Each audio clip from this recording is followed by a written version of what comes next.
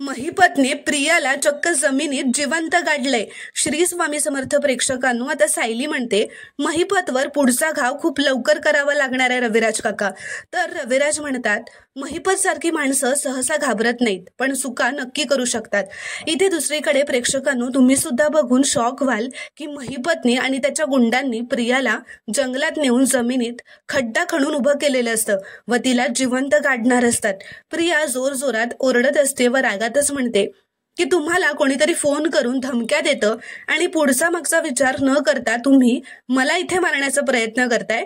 त्याने काहीच होणार नाहीये, कारण या धमक्या मी देतच नाहीये।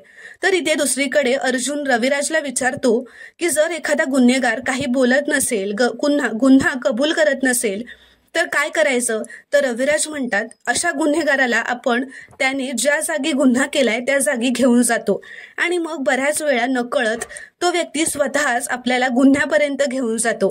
त्यावर अर्जुन म्हणतो, एक्झॅक्टली माय पॉइंट, कारण ही सेम आयडिया अर्जुनला सुद्धा आलेली असते। प्रेक्षकांनो, तुम्हाला जर का हा शॉर्ट रिव्ह्यू आवडला असेल तर व्हिडिओ लाईक करा व चॅनलला प्लीज सबस्क्राईब करा।